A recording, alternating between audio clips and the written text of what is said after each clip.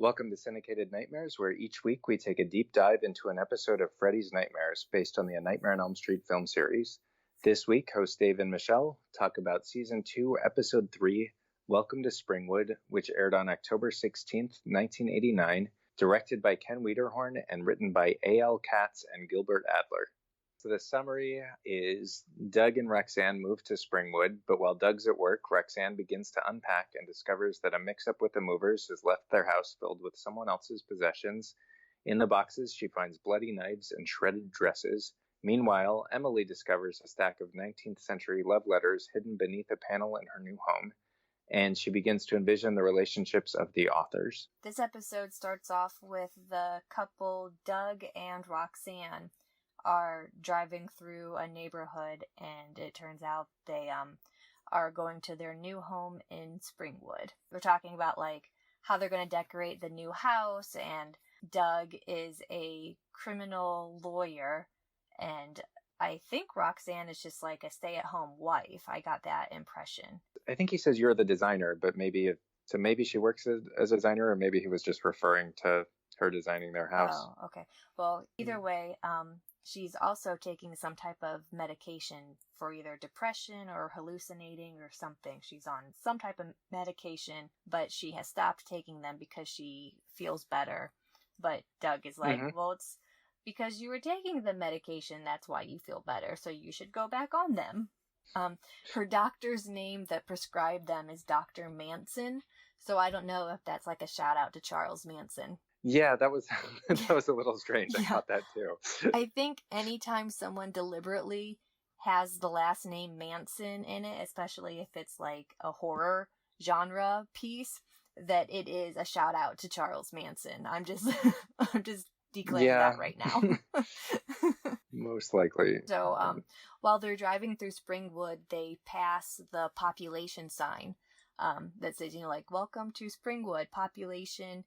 And there's 107,460 people living in Springwood right now. Which is pretty big. I think so, too. They always refer to Springwood as a small town, but that's not that small. Yeah, 100,000, that's pretty big. I mean, I know, LA, how many millions of people live there? 11, 12, something like that. Yeah, okay, so that's a lot. Yeah, and Columbus, Ohio is 1 million, right? Yeah, I think maybe 1.5, somewhere around there, because we are growing now. But okay.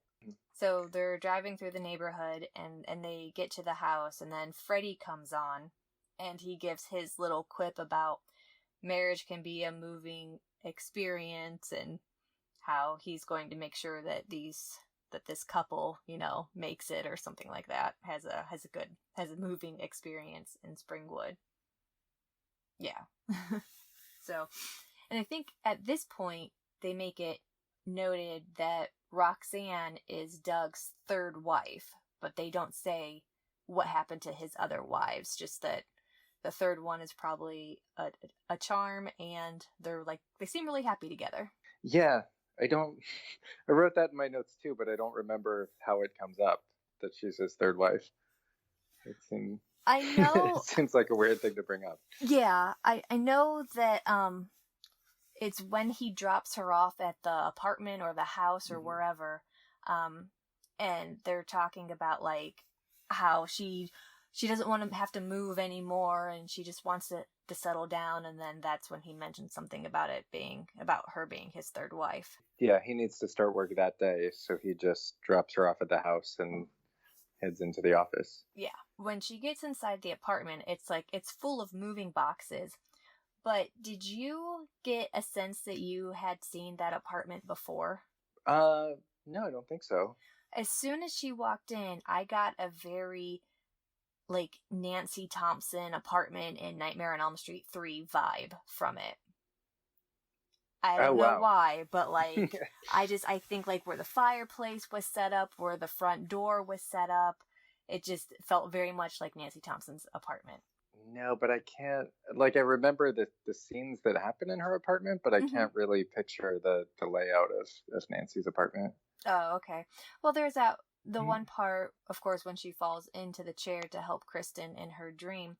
But then when Neil is over for their pseudo date And then she shows Neil her Malaysian dream doll that's on her fireplace mantle.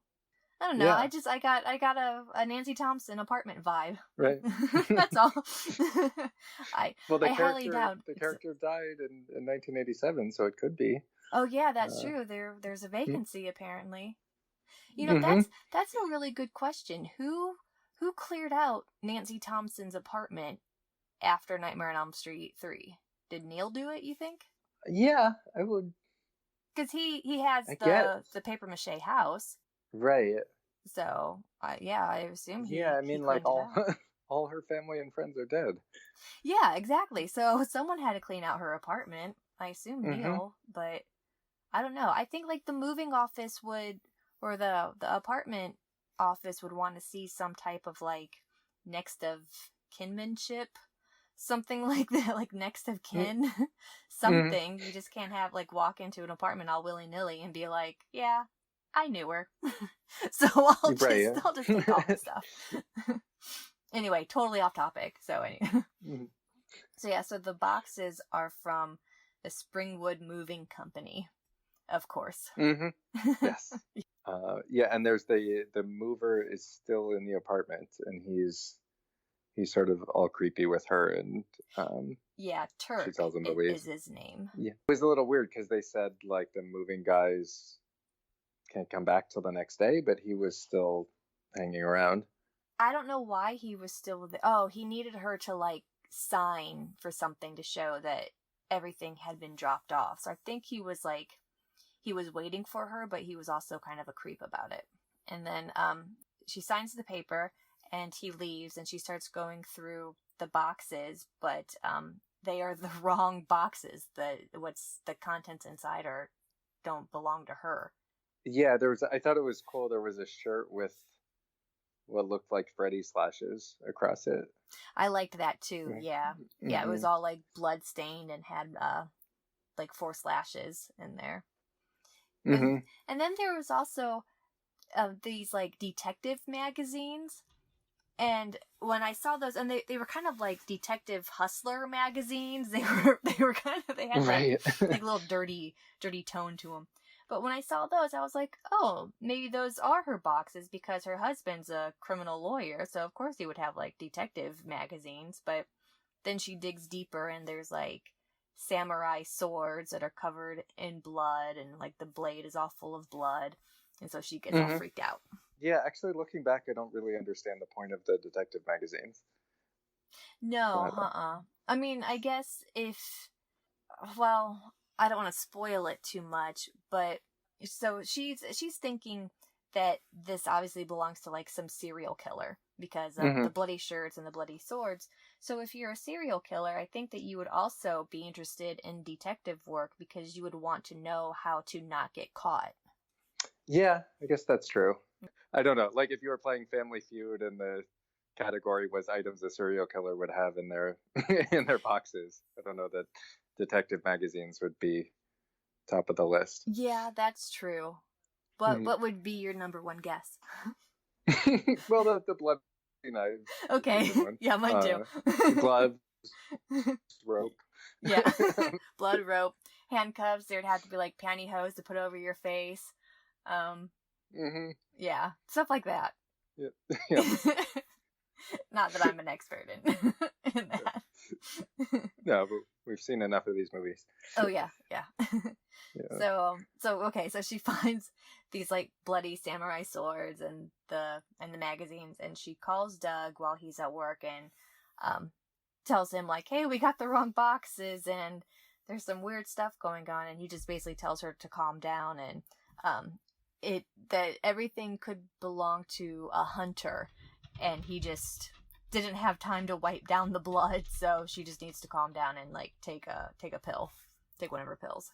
Yeah, he's very dismissive of her, and throughout this whole story, he keeps saying like, are you sure it was a good idea to stop taking the pills? And keeps trying to convince her she's going crazy. Yeah, so maybe like she's had episodes like this before where she's hallucinating things that just aren't there, and he knows like, oh, she just needs to take her meds.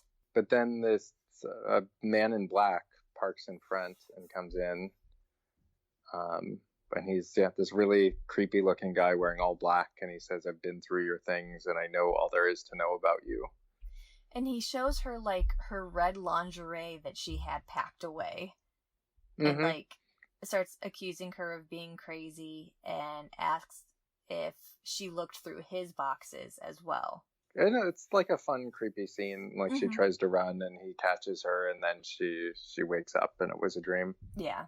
We're back into that for this season where, you know, some action or scary stuff starts happening and it's just a dream. Yeah, but at least with this one there's a there's a storyline that's moving forward. Oh, yeah. Yeah, you're absolutely right. Yeah.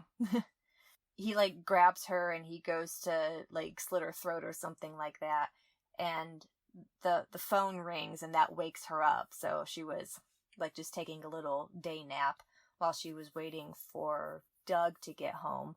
Mm-hmm. So Doug calls and says that the movers will be back tomorrow to get all the boxes, and she's like, I kind of want my stuff now, honey. Like, do what you gotta do and get the boxes here. And he's like, that's just not gonna happen. So he proposes that they go to dinner, but she doesn't want to do that either. She just wants him home, and that's that. Yeah, and then she goes shopping, or we see her coming back with grocery bags, and the moving guy from earlier surprises her, and he says he just came back to give her her keys, or to give her the set of keys, which confused me, because how did she like go shopping and come back in if she didn't have the keys to the place? Well, maybe she decided that Springwood was a safe neighborhood and she could just leave the door unlocked. Oh, maybe. I mean, it's possible. We don't know where they moved from, so like if she was if she was moving from New York City, I don't think she would have left her door unlocked. But maybe it's Springwood. There's only 107,000 suspects, Right. Oh, also, if someone went in and to steal things, it's not her stuff anyway. Oh yeah, that's true. So yeah, maybe she didn't care. But also, like, even though Turk, the moving guy, had keys to her house, shouldn't he have just like waited on the porch for her? Because having the keys doesn't necessarily give you permission to go into someone's house if it doesn't belong to you. Right, that's true. Yeah, so it's technically breaking and entering, but she didn't seem too concerned with that part. Mm-hmm. Yeah, he's a creepy guy. Oh yeah, definitely. He gives her the house keys, but he's still like being a creep and is putting the moves on her, and she's like, I'm married, so you need to leave unless you want to go move those boxes for me. Right. Yeah, and then she just waits for Doug to get home. Yeah, so she sets up dinner, she pours wine, and then she hears the man in black come back, and she like tries to get out, but the doorknob breaks off, and he ends up tying her to a table, and like he's sharpening the knives over her, and basically implies that he's a serial killer, and says he likes it when his victims scream. Yeah, the way that he has them tied up, it's kind of like how Dexter would do it on his table, but it wasn't. I never watched it. Oh, you never watched Dexter? No. Oh, watch all of it except for the last season. Don't watch the last season. Okay. But definitely watch like the first 5 seasons. But he would have like live people tied to a table? They weren't tied. He would wrap them up in like cellophane plastic. And then like he had the room was all covered in plastic. So the creepy guy, or the man in black in this one, he didn't have the room in plastic or anything, but just the way that she was tied to the table looked very much like how Dexter would do it. All right, I will check it out. Yeah, oh yeah, definitely check it out. It's so good. And Amanda Wyss is in the first season. I think she's in like episode 3. She plays a social worker. I think I've actually seen her part. Like that's Okay. all that I've seen of Dexter is the Amanda Wyss scenes. Yeah, I think it's like about 45 seconds long, so she's not in it a lot, but yeah. She's a little cutie in it. Oh, nice. So yeah. So the creepy man in black is there, and he has her tied up to the table, and like you said, he's like, oh, I like when they scream, and then he goes to like stab her, but then she like, wakes up and cuts her hand on a wine glass that she was drinking from. And now, like, the door is ajar and boxes are empty and the knives are gone. Mm-hmm. When she wakes up from that dream. So then she, like, runs down the street to find a payphone, which, when things like that happen in these episodes, when there's, like, a payphone or something, I'm like, oh, yeah, it's only 1989 right now. So right. It's such, like, a wake-up call of what decade we're in. But anyway. So she runs down the street to find a payphone, and she calls the moving company herself, and she's, like, going off about, you go get your guys. I don't care if they're at home eating dinner. I want them to move my stuff right now. And the manager of the place, he's like, we're not going to do it. So she gets the address of where her stuff is, and she's just going to go over there herself, which I don't know if that's legal, if they're allowed just to give out addresses all willy-nilly. Right. Yeah. Yeah, that surprised me. I don't, like, if I were the moving company, I wouldn't be giving that out. Yeah, no, not at all. And then also when she gets off the payphone, it's basically, because the scene starts with her on the phone in the payphone booth, and then when she hangs up and steps out, it's basically, like, on her front lawn. Like, yeah, that's right. The payphone's directly in front of the building. How convenient is that? Like, I don't remember now. Granted, it's been a long time from 1989, but I don't remember ever seeing a payphone in, like, a residential neighborhood like that. Maybe if there was, like, a Dairy Queen at the end of the street or something, but it would be, like, at Dairy Queen. It just wouldn't be in, like, the lawn or the right. Devil Strip, you know? Yeah. You didn't really see them freestanding in residential neighborhoods. No, not at all. Yeah. But yeah, Doug, her husband, comes home, and she's like, the man in black was here, and he's just assumes that she's crazy and not taking the pills. Mm-hmm. And he insists that she take one, but she pretends she's going to take it and then secretly drops it in the grass behind her. Because she takes the pill, Doug is like, fine, we'll go to the house and check it out. So they pull up to the house, but the door is locked.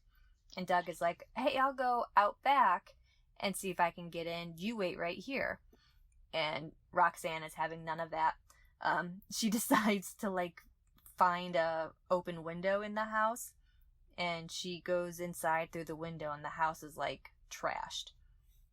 And then she's walking through the house, and she sees Doug is tied up on a table with the man in black, like, holding a knife over him. So obviously Doug is in big trouble. I'm trying to think, like, how she thought this was a good plan. Like, this would end up going well. Like, I think a serial killer has our stuff. Let's just go over to his house. Yeah. That's a good point. I don't think that I would go in someone's house like that. Especially if I thought they were a serial killer. Right. If you were freaked out that a serial killer had your stuff, wouldn't you just, like, go stay in a hotel until the moving company could sort it out? Yeah. And, like, it is only one day that you don't have your stuff. Go to a store and buy a toothbrush and just wait it out. Like, right. It'll be okay. She was able to walk down to the store to get dinner for them. So why couldn't she just pick up a few hygiene things and just, you know, pretend like she's camping for the night? Right. It would be like a little adventure in her living room. Mm-hmm. Oh, well. Yeah, so she sees Doug tied to the table.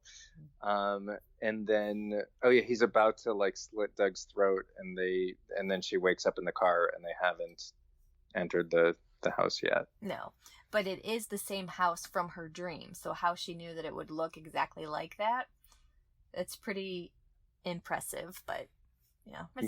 Yeah, it's the same exact house. It's Springwood, yeah. That's true. Things like that happen there. Yeah, that's true.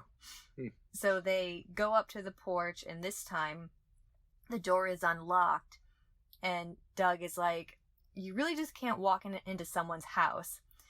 And I would really trust his judgment because he's a criminal lawyer. So I think that he would like know these things.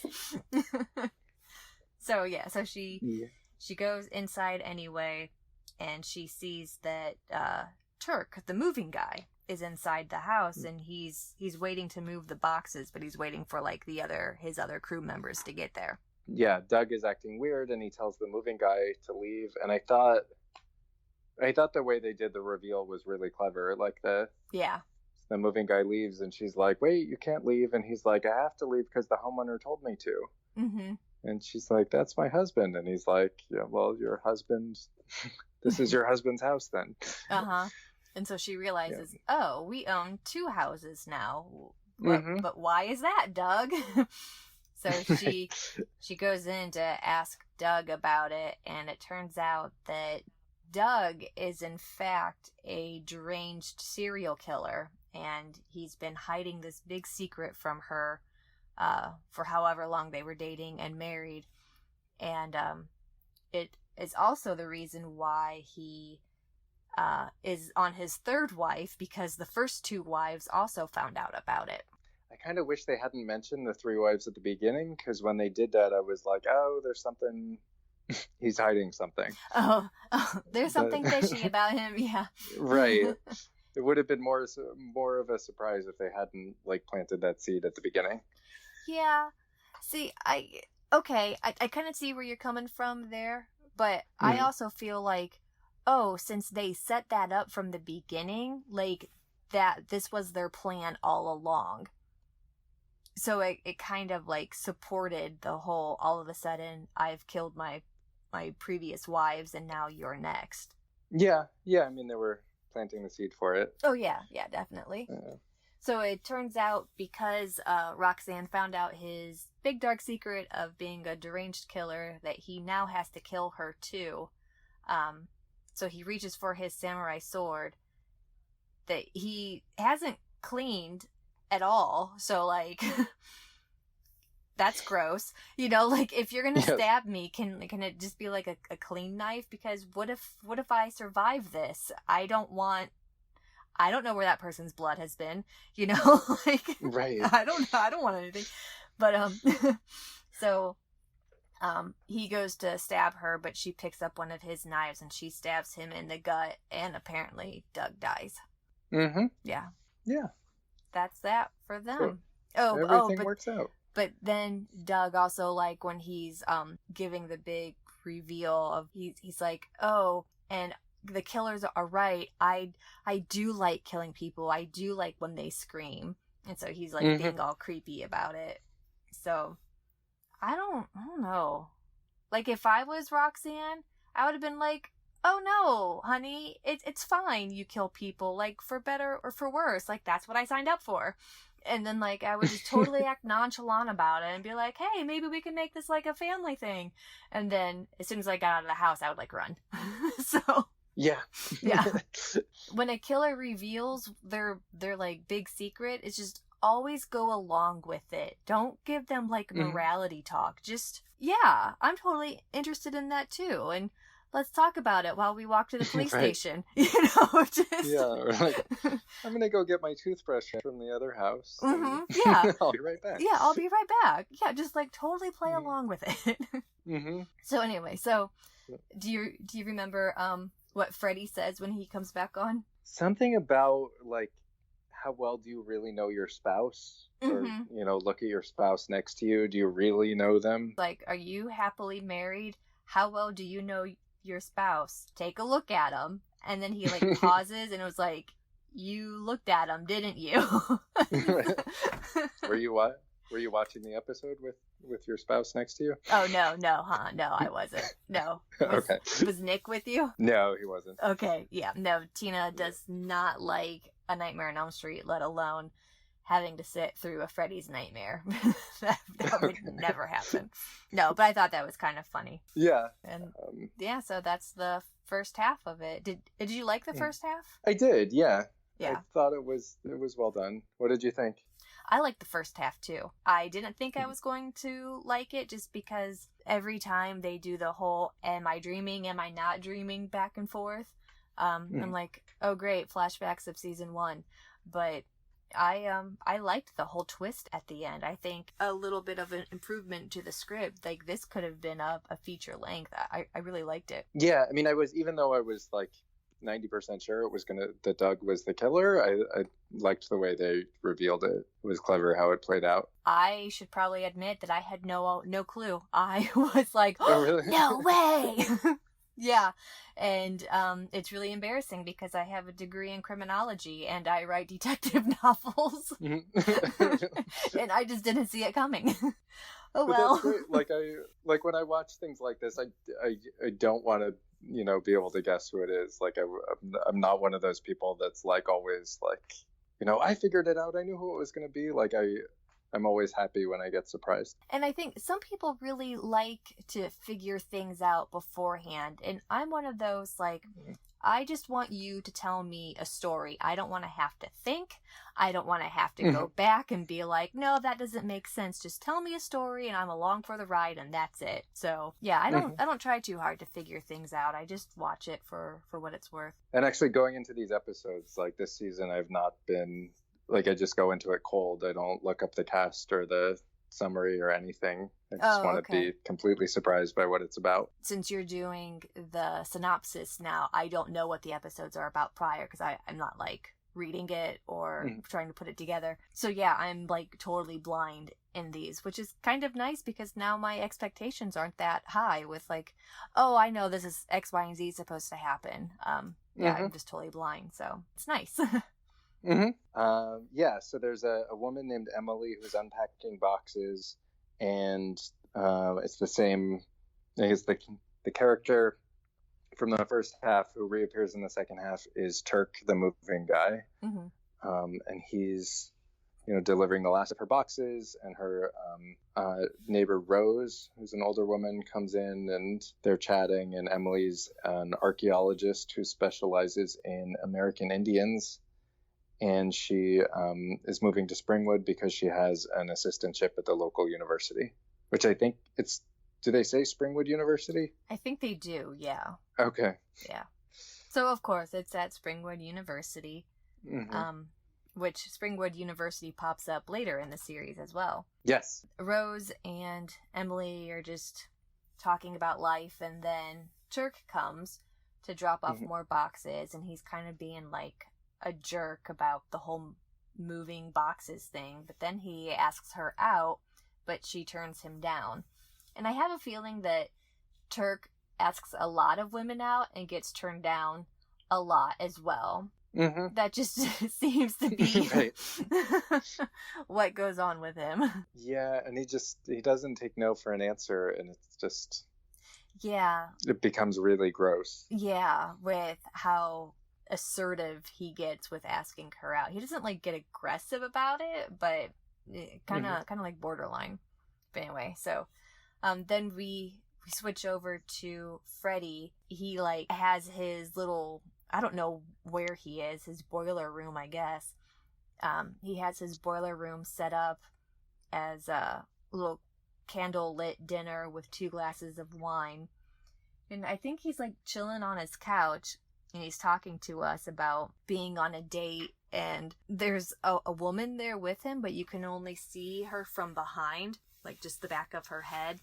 And she has like really long, auburnish, blondish kind of hair, kind of like the color of Alice's hair, I think, in Nightmare 4 and 5. Oh, yeah. Yeah.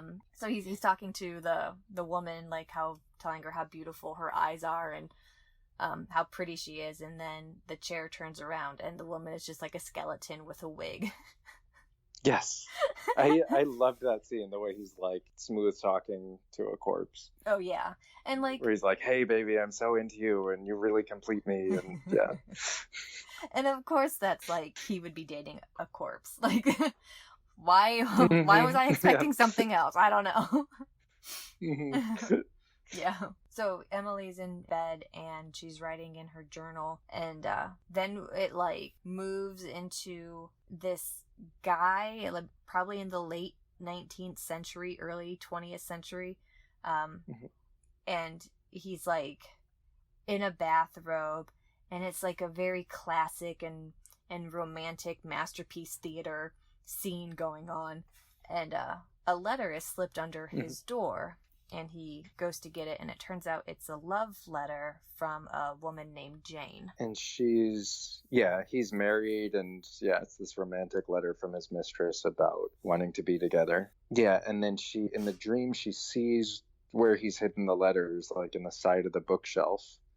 And so when Emily wakes up, she goes to the bookshelf and pulls that panel out, and she finds the actual letters. Mm-hmm. Which I thought was kind of cool, because even though, like, we saw her living room, it had a fireplace and had a really tall bookshelf with, like, a ladder to access the top shelf. When we saw that same thing in Gregory's apartment, it didn't even dawn on me, like, oh, these are two very similar features for a living room to have. But then when Emily wakes up and she goes into her living room and we see the fireplace and bookcase, I was like, oh, it's the same living room. Yes. Yeah. So it only takes about 3 times for something to dawn on me, you know? She also has a line, or when she's talking to Rose, and Rose says something about, like, the apartments used to be bigger. My apartment and your apartment used to be just one big apartment. Mm-hmm. But that never comes into play. Like, there's no... Yeah, because I thought, later she's going to find something in Rose's apartment. But no, nothing ever happens with that. So I wonder why they even added it in there. Maybe the actress who played Rose was just ad-libbing. No, that's possible. Yeah, we should have her on. Right. Oh, yeah, you said about how Gregory puts the letters up in the bookcase, and then Emily goes and finds them. And when she finds them, she decides, like, it's okay for her to read them. So she just, like, starts reading them for her pure enjoyment. Which I guess, like, if you find something in your apartment and it's been almost 100 years later, maybe Finders Keepers does. Right. Yeah. I don't think she did anything wrong by reading them. Okay. Wouldn't you? Oh yeah, I would. Yeah, I would totally read them. Yeah, but it also, like, it takes her a long time to read them. Like, she's, like in scenes when she's talking to people about the letters, she's like, oh, and this is happening and this is happening. It's and there's only 5 or 10 letters, and they're like front and back at most. It's right. Yeah. Like, if you were that into them, you could, and just read from right after another, you could just knock them out in an hour or two. Oh, yeah. But no, she's, like, taking her time and treating them like they're a romance novel. Oh, yeah. Oh, but when she reads them, she, like, looks around and asks if Gregory is still there. And I was, like, waiting to see, like, a lamp float by or something as, like, a sign that Gregory was still there. I really wanted something to happen. Yeah, well, there was one shot where she's looking around and you see the, like, 19th century woman standing behind her, and then she turns around and she's not there anymore. I really liked that. That was cool. Mm-hmm. Yeah, but no Gregory. No Gregory. So yeah, so like you said, Emily tells Rose all about the letters and asks if Rose knows them, and she's like, I've only lived here for 30 years, and this took place in 1890, so no, I don't know them. I wasn't even alive then, but okay. Yeah, she's learning about the story of this, and that Jane was Gregory's mistress, and he was married to somebody named Margaret, and they lived there in Springwood's first high-rise. Rose was curious as to, like, hey, how did he juggle 2 women? And Emily is like, oh, he would, like, have Jane come over when Margaret was out having tea with her friends, or would go to the market or whatever. So basically, Gregory's like a little player. Mm-hmm. This is what it boils down to. Like, he had this set up. And there was a moment that I, like, wrote out in my notes because I loved it when Emily and Rose are talking, and Emily's just like, what must have gone on here within these walls? And then, like, Rose clearly doesn't know how to respond, and they just sort of sit there silently, and then there's, like, an awkward laugh. It's just a really funny, awkward ending to the scene. And then, through reading more of the letters, Emily discovers that Greg does love Jane, and Margaret, his wife, knows about it, and she's been spying on them. Like, she doesn't know what to do with that. So Emily then proposes that maybe I'll move the furniture around like how Gregory had it in his apartment. And that's when Rose is like, do those letters have a blueprint? How do you know where, how do you know where the furniture went? And so, yeah, that's when Emily's like, oh, it talks about how they had sex in every single room of the house, so I can just kind of piece it together based off of the information in these letters. Right. And it was a really weird thing to add all together in the story, in the conversation. It was just really weird. Yeah. Like, Rose is like the audience surrogate that's like, oh, absolutely, sitting there thinking that Emily's being weird. Yeah. I guess she rearranges the house, and afterward, Emily goes to the park where she bumps into Turk, and he starts harassing her to go out with him, but she tells him that she has a date for that night. But her date is actually just reading the love letters, and she, like, just starts romanticizing about this relationship and, like, dreams herself into it. Yeah, she has this, like, sex dream about Gregory, which sort of, I mean, it aired on network TV, so they don't show anything, but it sort of felt like something from, like, Red Shoe Diaries or Cinemax After Dark. Like, yeah, it was very, like, soft porn. It was, I was uncomfortable, and I'm almost 40. Like, I was very uncomfortable. It felt like a different show. It did not feel like Freddy's Nightmares. Yeah, no, not at all. I mean, it was a nightmare to watch, but yeah, it was. So Emily wakes up, and she's in Gregory's house, and she sees a picture of him and Margaret, and so Emily, as Jane, like, she's dressed up in Jane's clothing, goes out to the terrace to, like, look over the yard, and then you see Margaret behind her, and she stabs Emily in the back and throws her off the terrace. And yells, "He's mine!" Oh, right. So even in the afterlife, Gregory's, like, this big player. Yeah, Emily sort of has a change of heart and is talking to Rose, and she's like, maybe, like, being the other woman isn't so great. And she starts, like, feeling bad for Margaret as the wife, and you know, doesn't want to romanticize this anymore, and decides to burn the letters. I feel like she should have kept them and, you know, given them to a historical society or something. Oh, that's a good idea. But then, so Turk stops by to ask her out again. And she's just like, no. And he's like, well, I hope you like living alone, because that's what's going to happen to you if you keep saying no to me. She's like, oh, all right. What an awful thing to say. Like, yeah. You know, like, you have to be interested in me, or you'll never have anyone. Yeah. Or you're going to be a spinster for the rest of your life. Yeah. So that night, she has another dream. This time, she dreams that she's Margaret inside the house. Margaret bumps into Jane inside the living room, and Jane is holding a gun on her. And it turns out, like, Jane is like, I really want to be with Gregory, and you're in my way, so if I kill you, then Gregory and I can go live together. So Emily, as Margaret's like, the hell you are. And they, like, struggle with this old 1890s revolver, and they're struggling with it, and then Gregory comes in and takes the gun from both of them. Oh, Gregory takes it and he shoots Emily as Margaret so that he and Jane can be together. So it's like, so the twist is that Emily had kept, you know, dreaming herself into this fantasy as Jane, the mistress, but then she becomes the wife instead and gets shot. Yeah. But it's also really cool. So in the dream world, she gets shot as Margaret, but in the living world, Emily is, like, climbing up the ladder to the top shelf in the bookcase to, like, nail shut the little cubby hole thing that she found the letters in, so no one will ever be able to access that again. But as she's climbing the ladder, when she gets shot in the dream, it makes her fall off the ladder, and so she like falls in, lands on the floor, and like breaks her neck.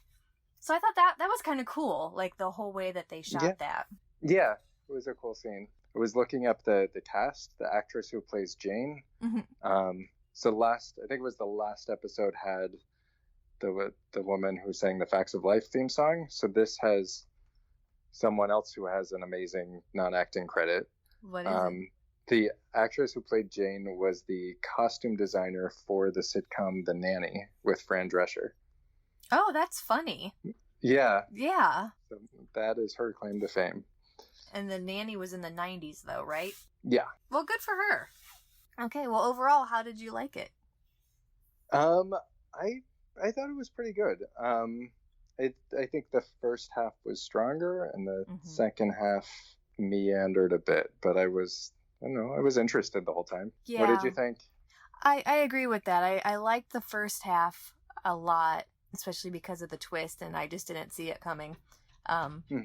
Which I think says more about me as a person than how good the show is. But yeah, the second half, I thought there were times where I was just like, this is kind of weird and uncomfortable. But I like the story. I like anything that has to do with time travel. So that was really cool. I like that aspect of it. Yeah, and the whole apartment being haunted by ghosts was kind of fun. Yeah, that's true. Thank you so much for listening. Please join us next week when we talk about Season 2, Episode 4, Photo Finish, in which Freddy takes up modeling.